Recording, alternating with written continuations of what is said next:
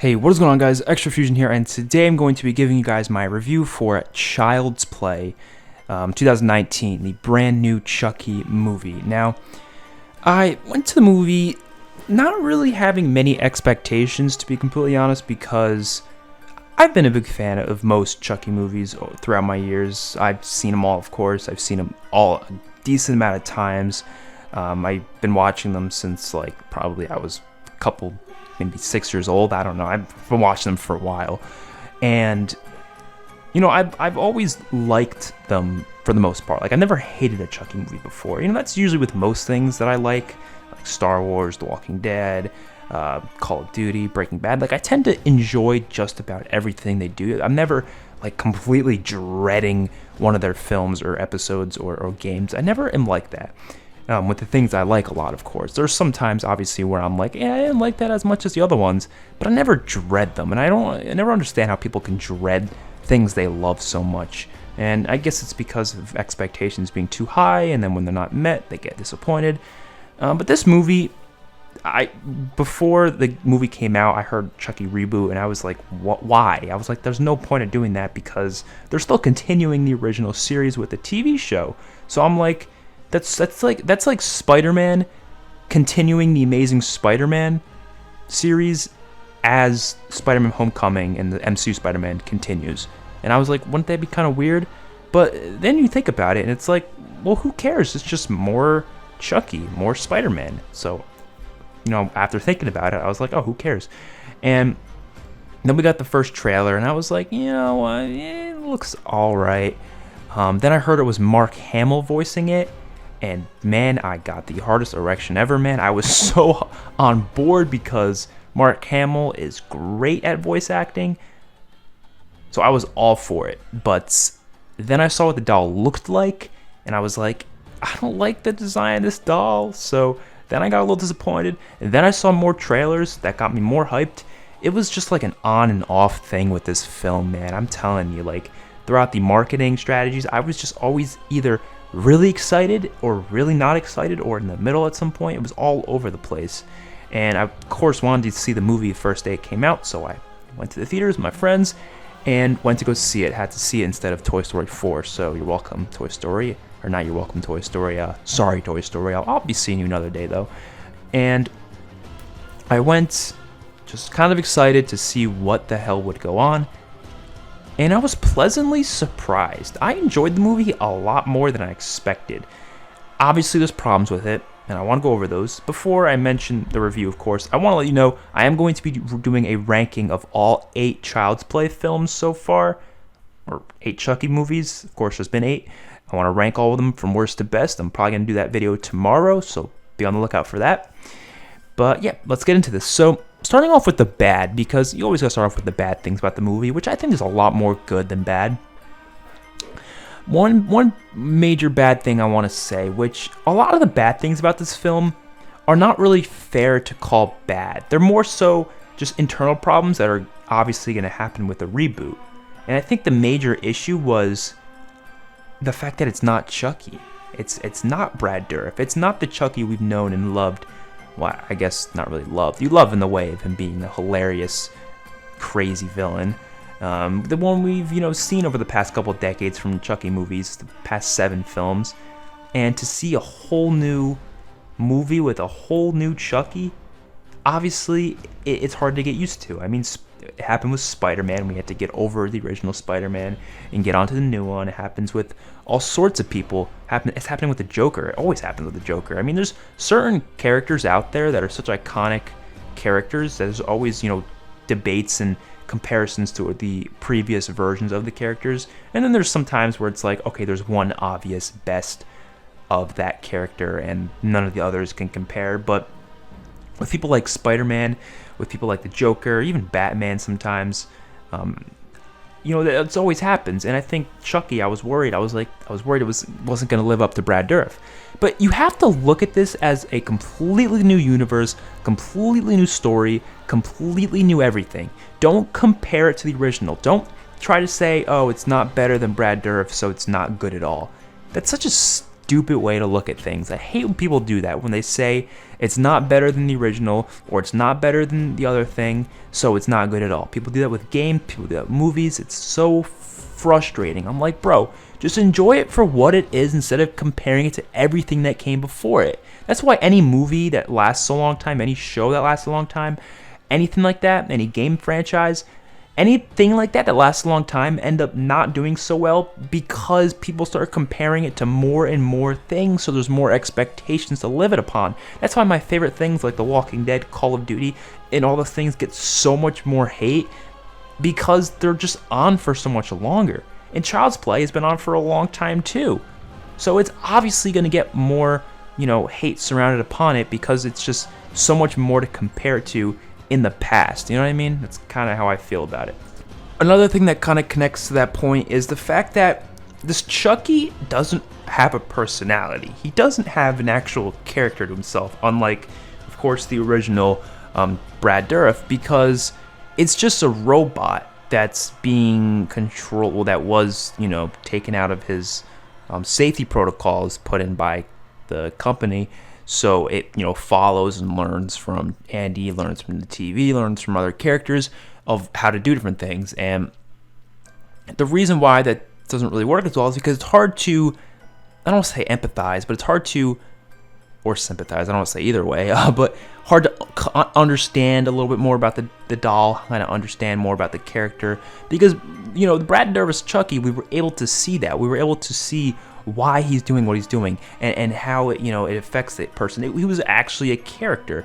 This is just more of a robot that's just killing people. And I think you just lose a lot of that connection to the doll, if you know what I mean.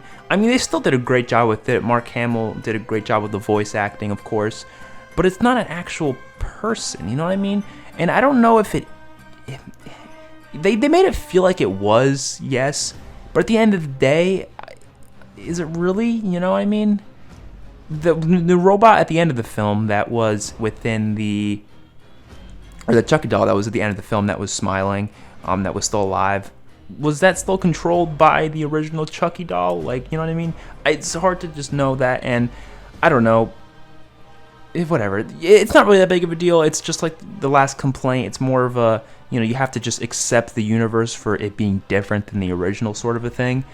So I'm able to look past it. I think one of the biggest issues that's more writing-wise and dialogue-wise and all that is the pacing. The pacing was kind of off. Sometimes it felt rushed, and then other times it felt slow. It was kind of on and off.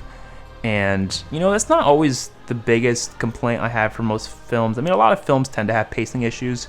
I feel like the movie could have been a little bit longer, maybe like 10, 15 minutes longer. Maybe we could have gotten a little bit more build up to the story. I don't know. Maybe a little bit more story with, Andy and his connection to his mother, or his connection to just the world around him, or connection to the doll itself. And I thought it was a little bit weird how he was so resistant to getting rid of the doll after he saw that doll literally choking out the cat. I mean, I'm pretty sure most kids or most people would have been like, bro, I gotta get rid of this thing. It was just choking out my cat. But then again, he's 12 years old. I don't know. It's not really that obvious that he would do something like that. But the reason why, let's get into the good now, because I have a lot more good to say. The one thing I really liked about this movie was how dangerous Chucky actually was. Because in most Child's Play films, you always raise that question of, well, you could have just tossed that doll across the room. Like, come on, you really couldn't have gotten out of that situation. And that happens a lot in a lot of the Chucky movies. It's like, are you kidding me, sort of a thing? But in this film, it was interesting because I didn't feel that way. I was actually terrified by Chucky. Not in like a, ooh, I'm scared sort of way, but more of a, if I was in that situation, I would be terrified because there's not a lot of ways to get away from that thing. The fact that he can control things around him, like the TV, the thermostat, the different Chasm product, it made him a lot more terrifying. The fact that he was fast as hell, I mean, he can get around. The fact that he can control other dolls too, all of that mixed into this one doll was pretty freaking awesome. I mean, I already said I was not the biggest fan of the Cult of Chucky thing with controlling different dolls, but that's because that universe is just so different that I just didn't want it to be like that. But in a whole new universe like this one, I'm completely fine with them doing the multiple doll thing. I actually like it. I didn't like it in Colt, but I like it in this one. It works in this one because of the robotic technological feel of it, rather than him being like, oh, I found some voodoo spells on dummy.com or whatever, voodoofordummies.com. It was just stupid, but in this film, it made sense, and I liked how there was different types of dolls. Like they had the bear one, they had the Buddy 2, and I think it sets up for a sequel pretty damn nicely, and I hope we get one. I'm assuming we will. If the movie does good in the box office, I'm sure it will, which I have no idea how good it's going to do. I don't know if it's going to do that good considering it's going against Toy Story, unfortunately. They should have picked a better release date. Why the hell would they choose the same day Toy Story is coming out, unless they chose it first? I don't know, and I guess they didn't want to change the release date, but they could have. I don't know why they released it a week earlier, 2 weeks early, something like that. Would have made a lot more sense, in my honest opinion. I think they could have done a lot better in terms of profit, but oh well. What else did I like? Well, one thing that was interesting and different than the original universe, another thing that was very different, is that the original Chucky doesn't move. He doesn't walk. He doesn't do any of that stuff. I'm just talking about how the doll is. He just moves his head, blinks a little bit, says, "Hi, I'm Chucky. Want to play?" So whenever the people will see him moving even more than that, like they see him walking, it freaks the hell out of people. So Chucky has to like hide behind corners and all this stuff, but stop moving like the Toy Story dolls would, or toys would. But in this film, Chucky, the original version of the doll, can actually walk around, can actually talk in full sentences, do all this crazy stuff. So it's harder for the people to tell, is that just another, buddy doll? Or is it Chucky trying to goddamn kill me? And I like that a lot. I think the best part about this film, and I'm going to be honest with you guys, up to the point of the Toy Story sequence at the end, I was thinking this movie's like a 7 out of 10. I was like, it's good, it's not great. But that Toy Story sequence at the end, from when Chucky stabbed that guy in the throat who had the the big buddy mask on, to like the very end of the film, I was so into it. I mean, that scene was awesome.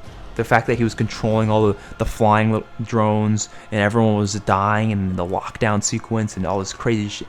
That was insane. I loved it. I wish it went on for a little bit longer. Maybe it was a little bit more stuff involved in it, but I loved it.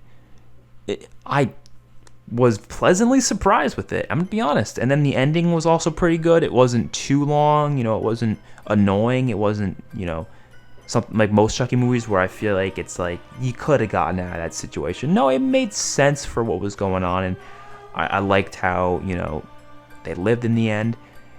Now I was honestly thinking that, I'm forgetting her name, Aubrey Plaza's character, Karen, I believe, right? Karen, is it? I don't know. I was thinking she was gonna die in that scene, and I thought the detective died too, so I was like, oh, this sets it up just like the original franchise, where they're going to come there, the cops are going to come there, see this mayhem go down, and they're going to blame Andy for it. And then Andy's going to go into some sort of a foster home, and then he's going to go to a new family, and then Chucky's going to find a new family. And I was getting hyped for that, but then the detective was still alive, and Karen was fine too. So I'm curious as to what the hell's going to happen next. I'm assuming that doll's going to get out and attack him, but this time it's going to be a little different. I don't know, because the difference with this is that, since he's not going to be in a foster home, he's going to be just in his normal home. But once they see that doll, they're going to go and kill it.